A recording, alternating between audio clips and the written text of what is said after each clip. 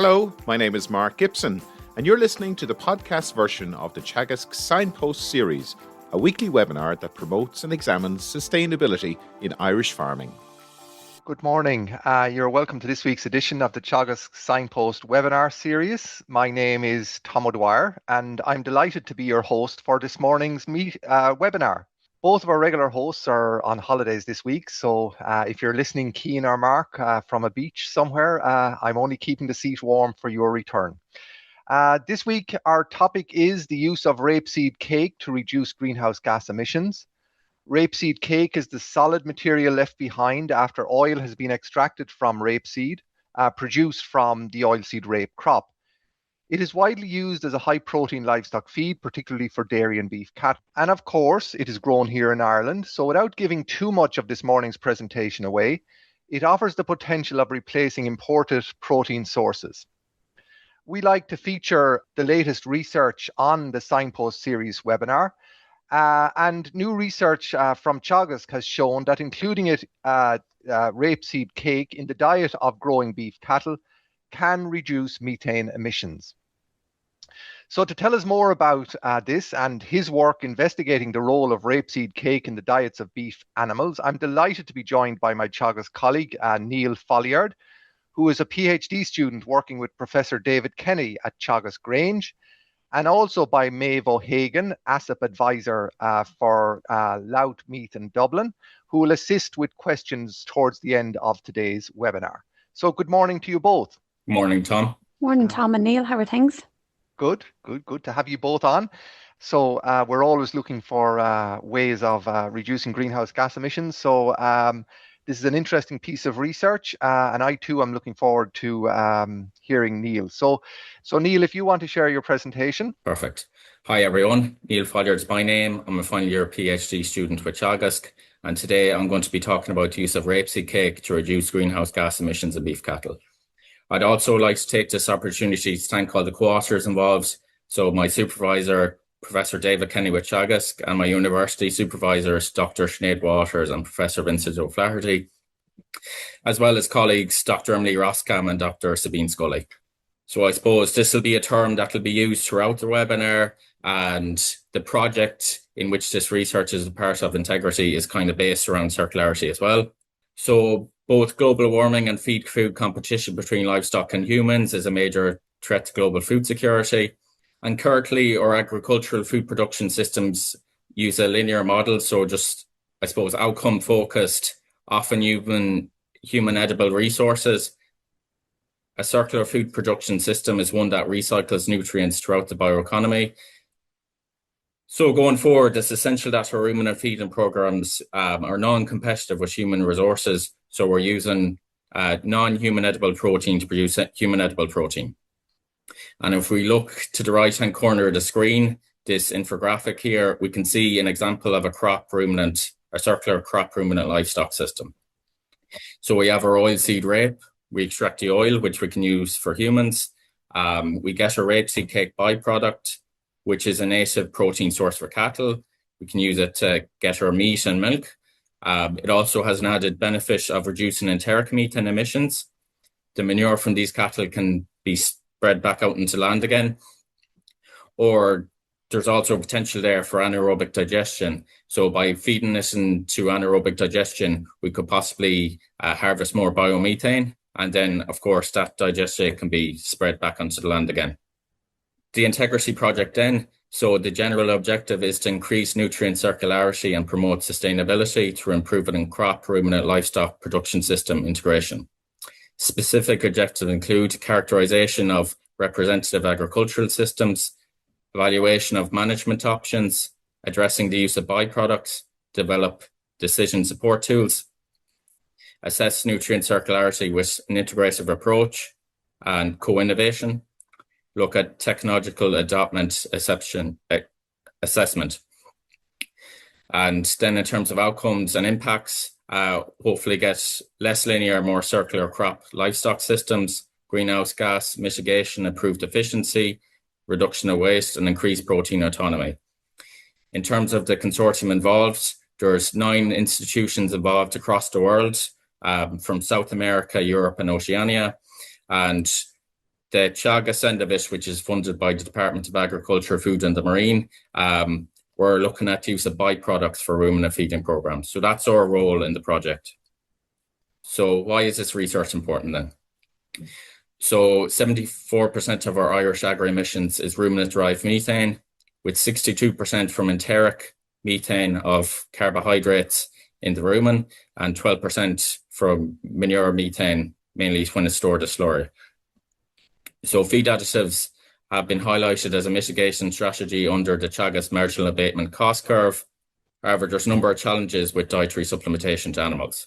So this includes the availability of the feed, regulatory approval, the transient efficacy, so how effective they are, and then the cost. So we've known for a long time now that dietary fat has been shown to reduce enteric methane emissions, and it could be an effective strategy. However, there could be a carbon footprint issue with using imported plant oils. So there could be a potential role for homegrown oilseeds in enteric methane mitigation. Let's talk about oilseed rape then, which I suppose in terms of Ireland is the most realistic option. So it thrives in temperate climates such as Ireland. It's a popular break crop between cereals. We had 12,000 hectares in 2025, which is down from the previous 2 years due to difficult planting conditions. However, overall, it's projected to increase. The government aims to increase arable land to 400,000 hectares as per the Foodwise 2030, and they've rolled out a tillage support scheme to aid in this. So it's cheaper than imported oilseeds, and we produce nearly 60,000 tonnes in 2025. So it has use commercially as a cooking oil and as biofuel. So rapeseed oil has been shown to reduce enteric methane emissions, with majority of studies looking at dairy cattle. However, a byproduct could be the optimal way to include fat into the diet and improve circularity. So that's why we're looking at rapeseed cake. So in terms of what is rapeseed cake then? So rapeseed cake is a result of cold pressing oilseed rape. So if you look at the top left-hand corner of the screen, that's a cold presser. So in Ireland, oilseed rape is mainly exported for processing to the UK. So that's about 60% based on 2025 figures. And nationally, we have mainly small operations for processing that use mechanical pressing. So that gives a highly refined oil that retains a lot of its natural properties, so your extra virgin rapeseed oil. So in terms of published figures, there's not many published figures on what proportion of this is rapeseed cake and what proportion is rapeseed meal of what we have. I got onto the Department of Agriculture, and the figure I have to go off is we had 780 tonnes of rapeseed cake produced in Ireland in 2024. So there's not large amounts of this available. So rapeseed for use in animal feed is generally imported as rapeseed meal. So this is solvent extracted, and we import about 99,000 tonnes. So if we look at the table there, I'll explain what the difference between rapeseed cake and rapeseed meal are. So rapeseed cake is from cold press extraction, and when rapeseed meal is extracted using heat and solvents, it results in a generally higher crude protein content with more of the oil extracted. So the oil content's 2 to 5% versus 10 to 20% with the cake. In comparison to more commonly used protein sources in animal feed, unlike soybean meal, rapeseed is not linked to biodiversity loss and habitat destruction, and we import about 740,000 tonnes of soybean meal from non-EU countries. So there's a huge potential there to start eating away at that figure and start using native protein sources. So this is our first published paper. So the inclusion of rapeseed cake or oil in the diet reduces enteric methane emissions without affecting animal performance. And we have a second publication that's currently in review with animal as well, but I'll both be speaking about both of them together in the webinar.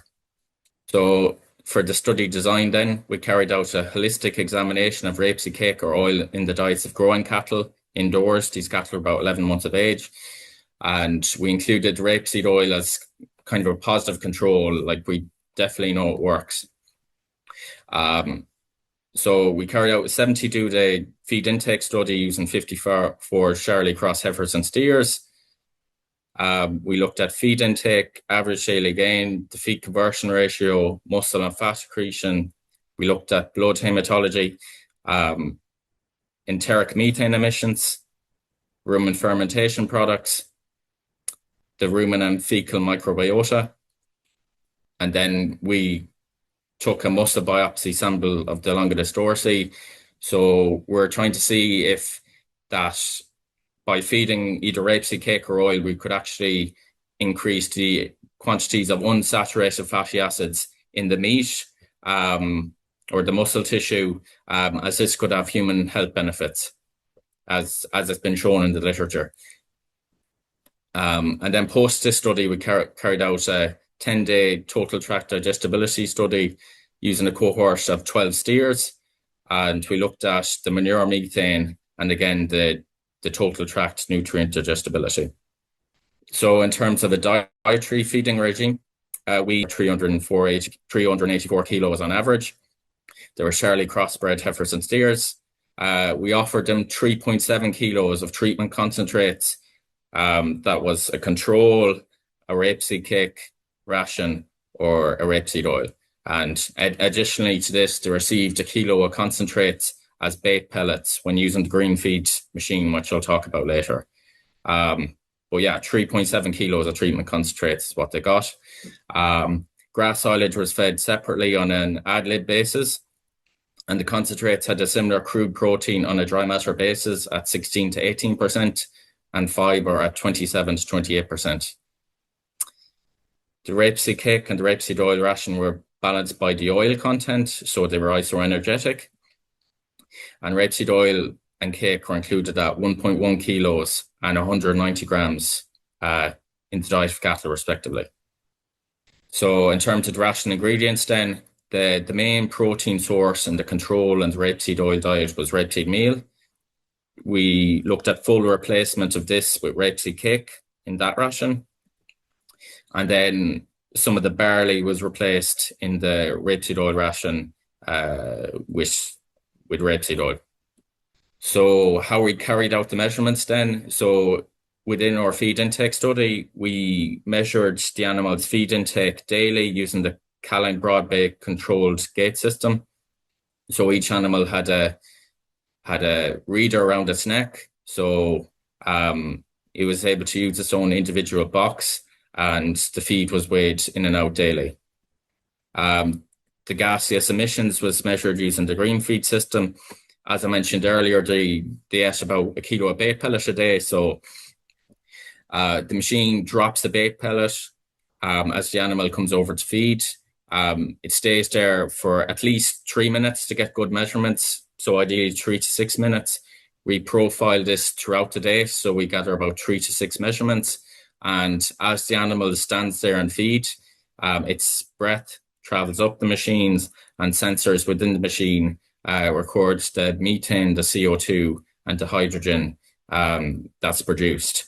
And this data is constantly uploaded to a cloud online. For other measurements then, the animals were weighed weekly. Muscle and fat accretion was carried out using ultrasound scanning at the start of the experiment on day 70. The muscle biopsy was taken from the longus dorsi on day 72 using Bergstrom needles. Rumen digester samples were collected via transesophageal sampling, and some of these samples were used for microbial analysis to profile the microbes living there on day 71. And we also looked at the volatile fatty acids present via gas chromatography on days 0, 36, and 71.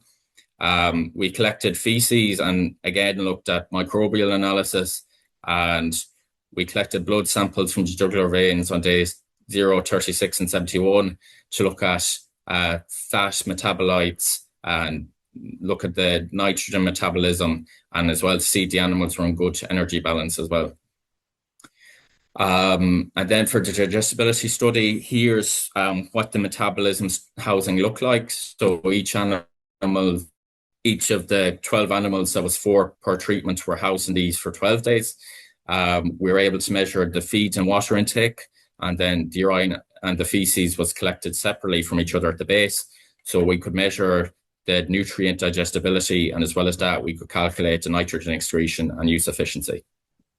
From this, then, we collected feces that was pooled over 8 days of measurements, and we carried out a 6-week laboratory incubation using a biomethane potential unit to find the theoretical methane that could be produced from the feces of cattle. For the microbial sequencing analysis, we had 12 cattle from the control and 12 cattle from the rapeseed oil treatments only. We didn't look at the rapeseed cake group. We just looked at the rapeseed oil group first, because this is the active ingredients within the cake. And we extracted DNA from the rumen digestion, the feces. We carried out Illumina next generation sequencing, and we looked at the bacteria, archaea, fungi, and protozoa present. And we looked at the microbial community composition and structure, and the relative abundance of taxa that are living there. So we'll get into the results then. So for animal growth and performance, there was no difference in the dry matter intake between animals. They all consumed about 7.6 kilos of dry matter per day. In terms of average daily gain, there was no difference between the rapeseed cake and oil treatment and the control. However, the rapeseed oil animals performed better than the rapeseed cake animals. In terms of the feed conversion ratio, then, this was slightly inferior with the cake, I suppose, when we divide the dry matter intake by the average daily gain. So I suppose in terms of future work, it would be great to carry out kind of a titration study. So if we go back to the ration there, like maybe we could tweak the ration a little bit. So the rapeseed cakes in the ration at 35%. So maybe we could just tweak this slightly to lower to maybe 31%, and up the level of barley to 60% or 61%. So, but overall, in terms of live weight at the end of the trial, there was no significant differences between the animals, I suppose. In terms of the total tract digestibility and nitrogen balance, which is another performance indicator, I suppose, we didn't detect any differences in dry matter or organic matter digestibility between treatments. There was no differences in crude protein digestibility. There was no differences in NDF digestibility or ADF fiber digestibility. We did, however, see an increase in fat digestibility where the rapeseed cake or rapeseed oil were fed. In terms of nitrogen utilization, there were no differences in their overall intake or outflow, and crucially, there was no differences in nitrogen use efficiency, which is important because generally beef cattle are inefficient to use in nitrogen, and then this can be an additional source of emissions. So again, overall, no differences except fat digestibility is a real positive. And if we look at the gaseous emissions then, between the 3 treatments then, there was a 9% reduction in enteric methane per day, where rapeseed cake was fed. It was very similar with the oil as well. That was about 8%. So it was nearly 200 grams per day for the control animals and about 183 grams for the other 2 treatments. I suppose the next question, we didn't see any differences in the rumen fatty acids or the rumen volatile fatty acids. So the proportions of acetate, propionate, and butyrate. We did identify, though, distinct rumen microbial communities. So the main findings then, so where cattle were fed rapeseed oil, they had proportionally less fiber digesting bacteria that produce hydrogen substrate necessary for methanogenesis. And a number of methanogens that are directly involved in methanogenesis were reduced themselves as well. So these were replaced with starch digesting and fatty acid regulating bacteria.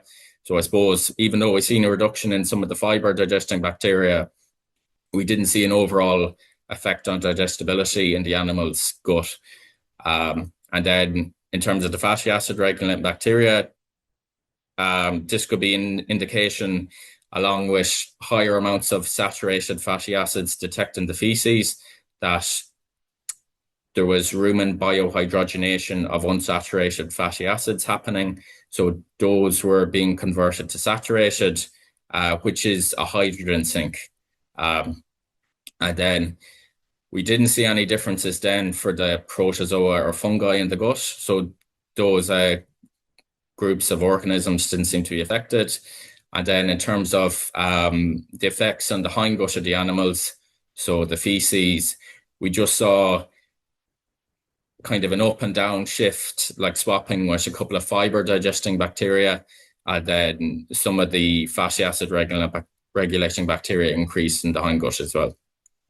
So as I mentioned as well at the start of the presentation, manure methane emissions are a massive contributor to our greenhouse gas emissions, so about 12%. So it's important to look at this and ensure there were emission swapping effects.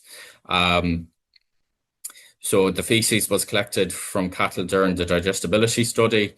We carried out a 6-week laboratory incubation at 39 degrees in anaerobic conditions. And we measured the theoretical methane yield from nutrient breakdown. And then if we look at this graph, so this is starting at week 1, all the way up to week 6.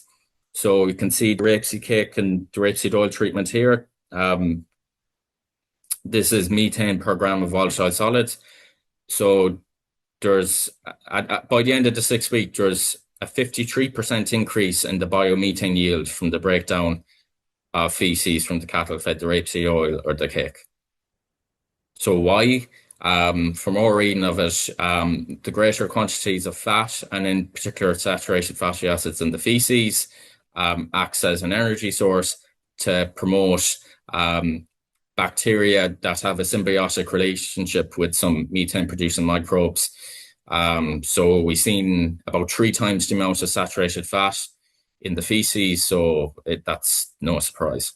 For the rest of the results then, the muscle and fat secretion, the biopsy, and the hematology, we didn't see any differences in the rib fat, the lumbar fat, the rump, or the muscle depth at the longitus dorsi with the ultrasonic scanning. For the biopsy, there was no treatment effect on the lipid or fatty acid profile of the longitus dorsi muscle tissue. In other research, feeding rapeseed oil or soy oil or whatever else has been shown to increase the unsaturated fatty acid content in the muscle. So I suppose those studies had a higher level of fat inclusion. So we probably just didn't have a high enough level of fat to make any meaningful differences. But in terms of blood serum then, the rapeseed cake and the oil treatment increased cholesterol in blood serum. There was no other treatment effect though on blood urea nitrogen or non-esterified fatty acids, which is an indication of the animal's energy balance, or triglycerides. In terms of costings, these are just preliminary costings based on what we did and how we purchased them in 2023, these specialized formulations. So the cost per animal was €3. This is including grass silage as well, by the way, and green feed pellet. But the cost per animal was €3.64 per day for the control. It was €3.73 for the rapeseed cake, and it was €4.12 for the rapeseed oil. So per kilo of gain, it was €3.08 for the control, €3.55 for the cake, and it was €3.40 for the rapeseed oil. And I suppose that comes back to the low availability. Like on a per animal basis, it's cheap. So if you could refine the ration a little bit, and if there was more of it available, that could potentially make rapeseed cake cheaper again. And the additional treatment cost, so the additional cost in particular of replacing the barley with rapeseed cake and including the ration was additional 9 cents, and replacing the barley with rapeseed oil was an additional 50 cents per animal per day. And if we compare the protein ingredient price per ton, the rapeseed meals for €420 in Jan 23, the rapeseed cake was €370, and the soybean meal was €650. Again, the cake was cheaper, but we included a lot more of it than the meal, I suppose, which driven up the cost. And then in terms of the price of rapeseed oil in comparison to linseed, about the time of the trial, it was about €2,000 a tonne. And I think the linseed oil was about similar period, €2,700 a tonne. Currently, I think it's about €1,150 a tonne for the rapeseed oil and about €1,600 a tonne for the linseed. So it's a bit cheaper and probably €200 or €300 cheaper than the palm oil and the sunflower oil. So to conclude, rapeseed cake reduced enteric methane emissions without negative effects on animal growth or intake, diet digestibility or nitrogen utilization. Feces from cattle-fed rapeseed may be a superior anaerobic digestion feedstock. And rapeseed oil reduced fiber digesting bacteria that produce the hydrogen substrate necessary for methanogenesis and some of the methanogens themselves. And then for implications of this research, the suitability of rapeseed tare-lens climate, and then I suppose the government pushing an increase in arable land could mean greater availability and a huge potential for its use in livestock feed. The barrier basically is there's further investment in cold pressing required for its large scale use and for there to be more rapeseed cake available. Like a processor ultimately isn't going to do this unless there's a consumer demand for this extra virgin rapeseed oil, I suppose.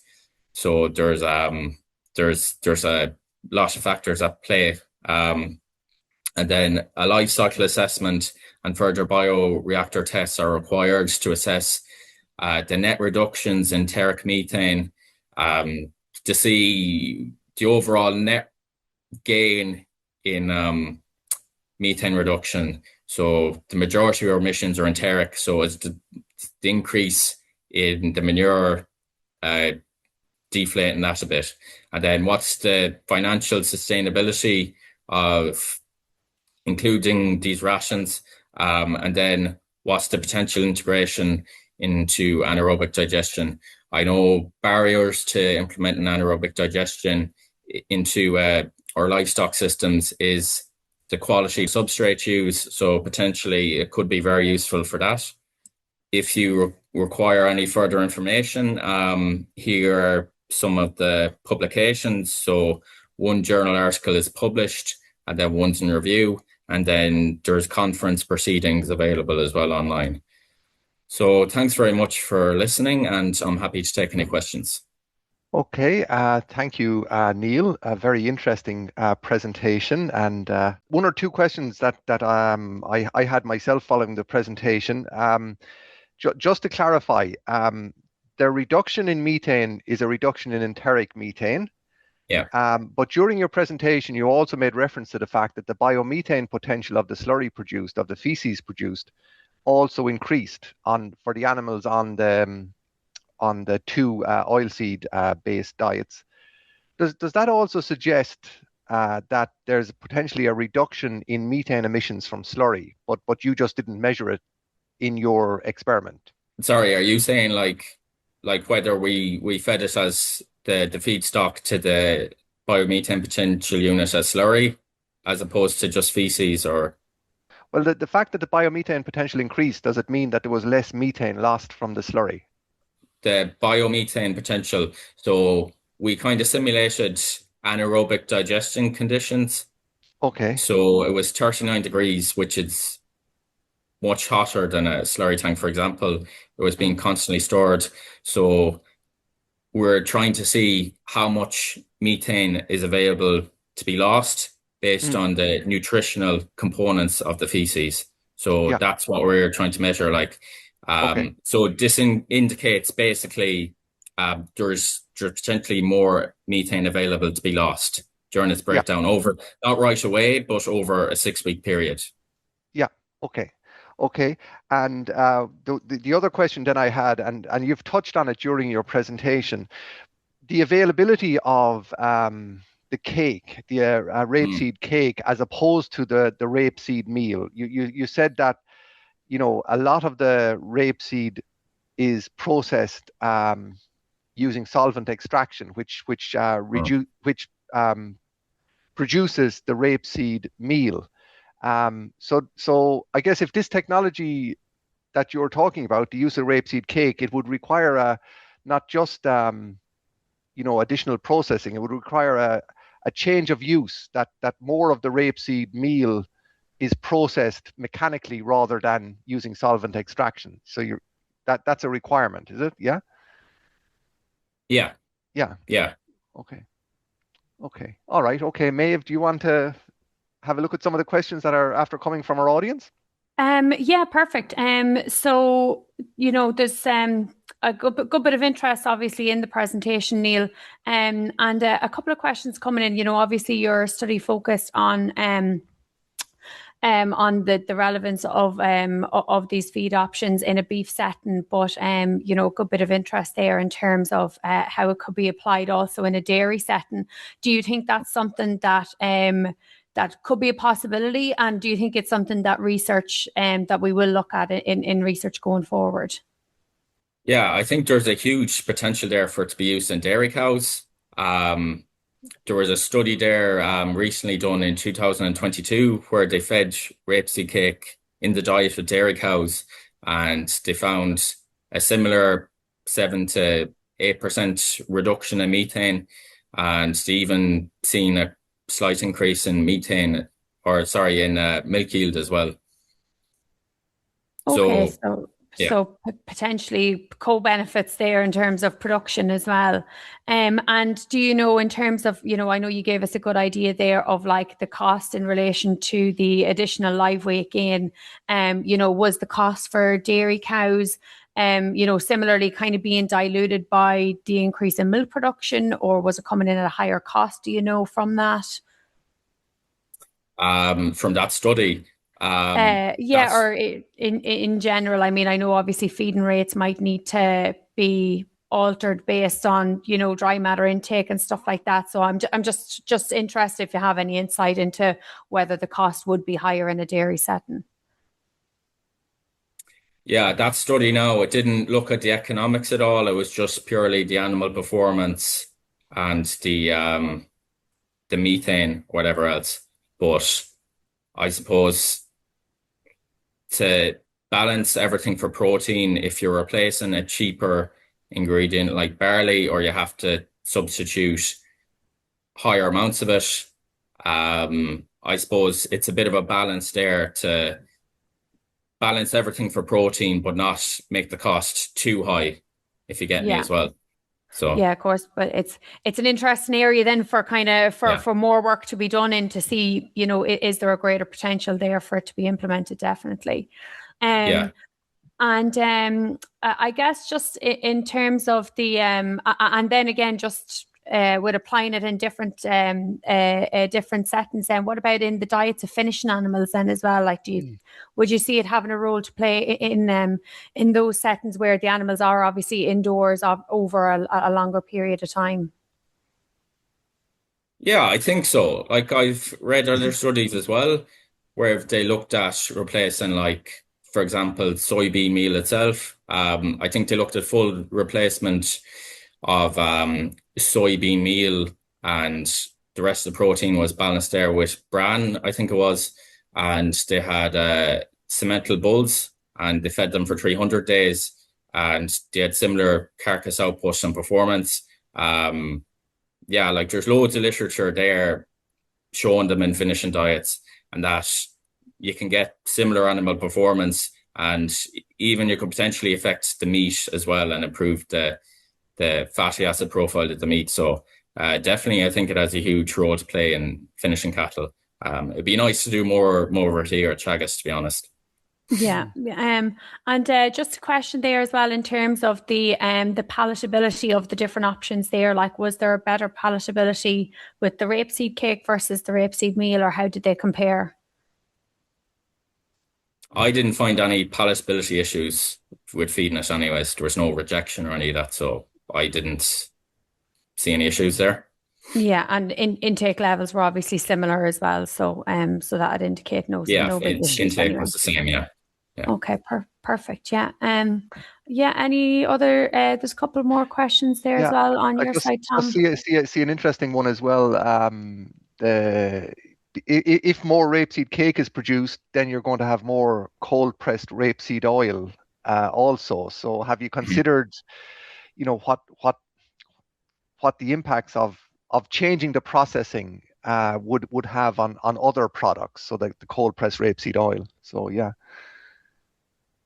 As in, like, if there was loads of cold pressed rapeseed oil, would there be a market for it? Correct. Yeah. I know maybe it might be slightly outside your study, but I guess, it's a consequence of changing one element, that there's consequential effects, so I guess that's where the question is coming from. Yeah, that's a good question. Like, I mean, ultimately it's always going somewhere, like, as in we're exporting most of it to be processed in England. So if we're able to process it here and then export the refined rapeseed oil and not import any refined rapeseed oil, I suppose we'd be able to use plenty of it here. Across the globe, where the rest of it would go, that's a good question. Okay. Yeah. Okay. Well, anyway, it might you might consider it in future studies, but I guess it's a question that just came up. A question that I was wondering about as well is that on previous Signpost Series webinars, we've talked about feed additives as a way of reducing enteric methane, and there's been various presentations and there's a lot of coverage of methane reducing feed additives. What's the advantage of using a feed ingredient like rapeseed cake to reduce enteric methane over using a feed additive? Can be readily implemented. It can be fed, like we fed it twice daily as is. You're offering actual nutrition to the animal as well. Like some of the chemical feed additives, like they might have to be, like Bovier, for example, fed in a TMR. And I suppose from a consumer perspective as well, the whole thing of using a natural way of reducing enteric methane emissions is probably more palatable for them as well. Like if you look at the situation in Denmark. Yes, of course. Okay, so this is a natural way, using a natural product currently available of reducing enteric methane compared to the feed additives that we've discussed previously.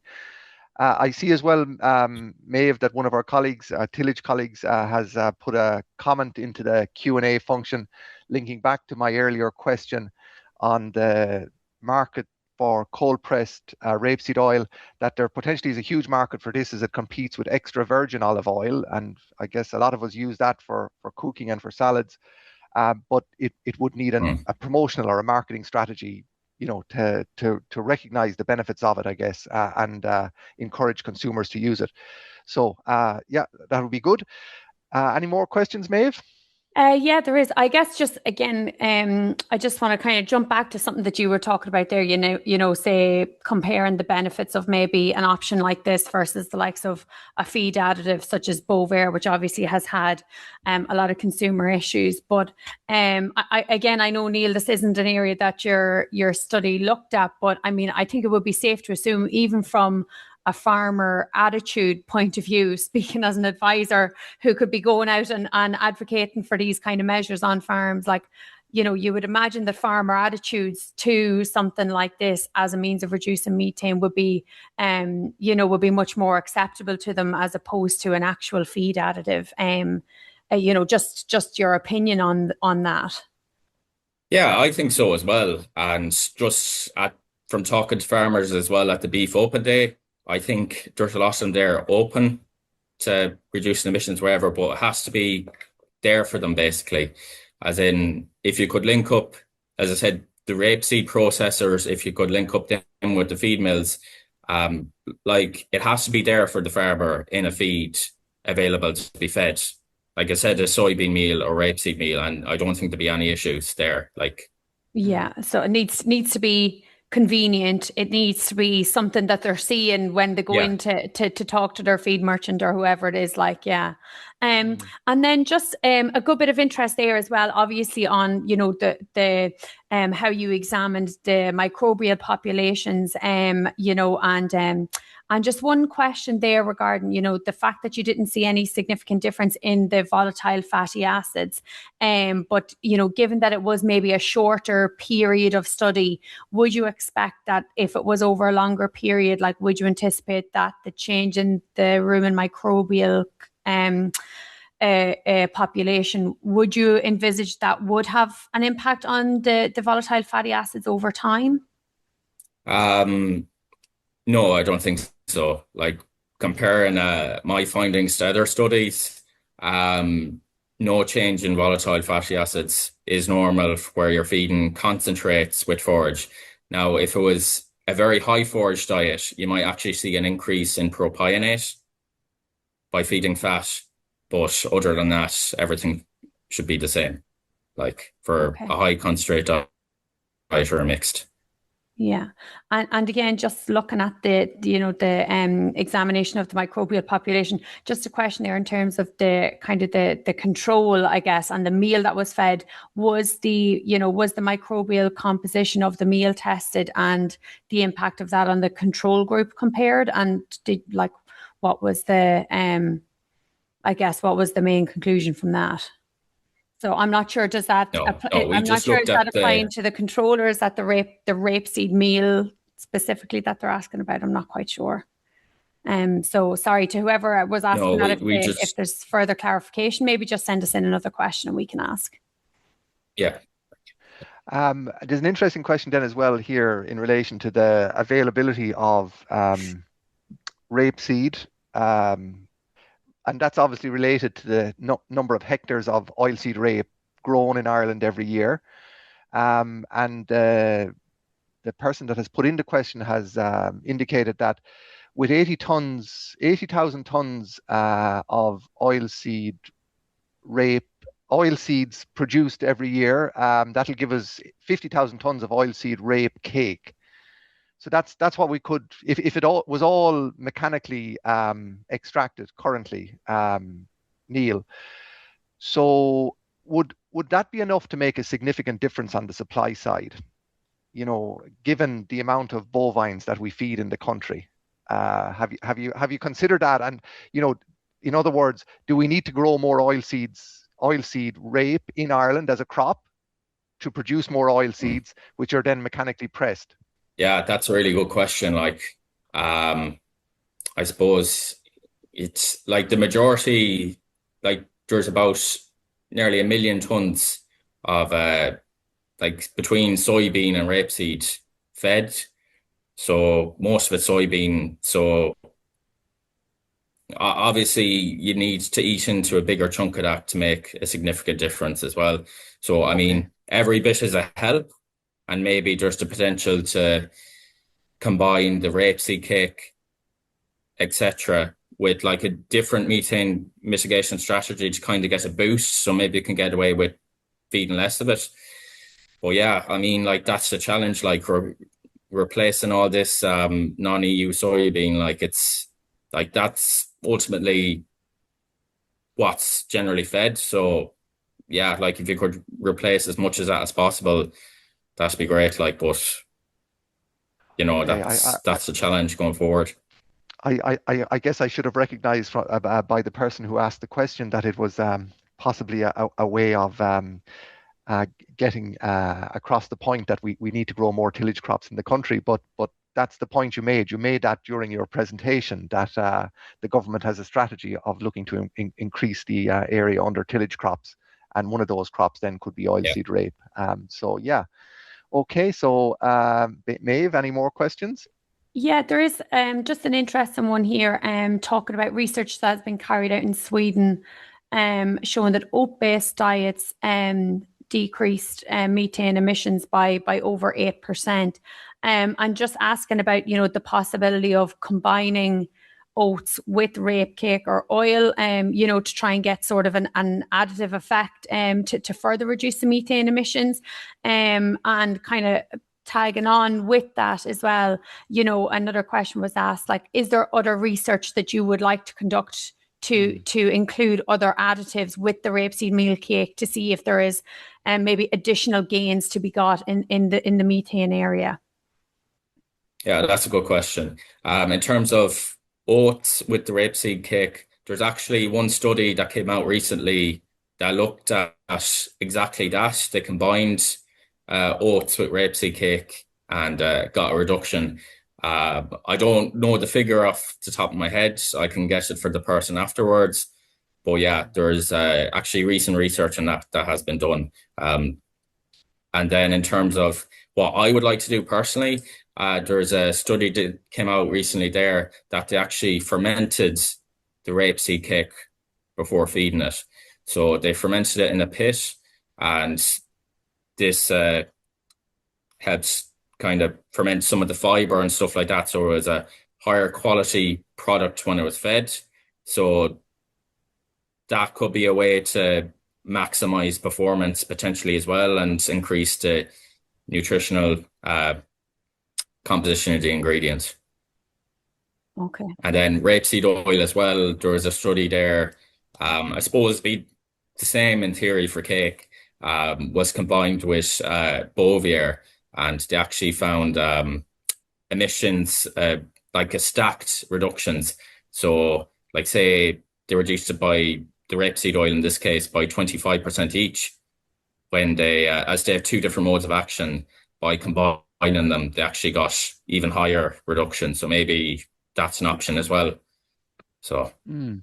Okay, I'm afraid, Neal, we're our colleagues who work alongside you in terms of the nutrition and reducing methane emissions we're creating a very long to-do list of research here for them from as a result of this webinar. But but it just goes to show the level of interest in it. I think it's great. Like a lot of the people watching are kind of. They're very interested in the potential that this could show, with more work behind it, which is great. So, And what I like about the rapeseed in particular as well, as I said in the presentation, it's something the government want to increase the amount of arable land that's grown. They're incentivizing it. So as opposed to, other alternatives that came up, like in terms of an actual crop, there's lots of it there. So if we can get the processing right, then it could be kind of a practical option that you could roll out. Like, okay, it mightn't replace all of the soybean meal, but as I said, it's you have to do something. So, I guess another thing to consider, and I guess for future studies, Neal, it's one thing to, I suppose, for farmers to use it, and then it's another thing then to capture how much of it is used so that it's reflected in our national greenhouse gas emissions inventory results, so that the farmers get the credit for the change they've made. And maybe that's something for you and colleagues to think about. If your research is taken on, how do we know it's having the effect that you found at research level? How do we know that it's actually having that effect in reality when it's been used on farms? So but look, that's for another day, I guess. So I'd say we're nearly coming to the end of the questions, Méabh. Just one other one there as well. Just in terms of the has there been any interest shown by the cattle feed producers in acting on the results of the study, or whether it's funding for more research to be done, which we would obviously encourage, or whether it's to try and promote this among their customers? As in, like, cattle producers, is that like whether it's processors or the feed mills, whichever, I guess, I could imagine there being interest from both sides of it. Yeah, and that's so the paper has been, for the department side of it, has been included recently in a policy brief, so that was positive. And then in terms of processors, I'd like to get in touch then with the females, etc., just to see, okay, what's the actual likelihood of rolling out this or uptake of this, as in, is there an appetite there? So that's something I'd like to look into, yeah, for sure. Something else for the to-do list. You're quite a lot. Yeah, there's plenty to be done. You're going to be very busy. So I think we've come to the end of the questions, Méabh. I don't see any more in the Q&A function. So I think it's getting to the time when I start to wrap things up. So yeah, okay. So we'll. I don't see any last questions coming in.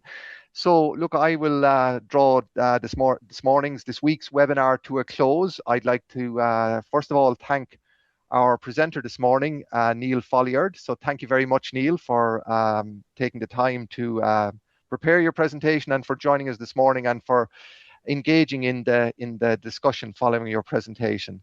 To my colleague Méabh, thank you for assisting with the questions. And to the Teagasc Connected team, thank you for setting the webinar up this morning. So the Teagasc Signpost webinar series is taking a break for the month of August. It'll return with our next broadcast on Friday, the 4th of September. That week's webinar will mark the launch of Hedgerow Week. And I believe that the contributor to the Signpost webinar series on the 4th of September will be Neil Folks of Hedgerow, Ireland. Until then, I hope that you continue to enjoy our wonderful summer weather. You've been listening to the podcast version of the Teagasc Signpost Series, the weekly webinar that promotes and examines sustainability in Irish farming. Don't forget to join us live every Friday morning for our latest webinar. For more, visit teagasc.ie. And you can also rate, review, and subscribe to the Signpost Series on Apple Podcasts, Spotify, or wherever you get your podcasts from. I'm Mark Gibson, and thanks for listening.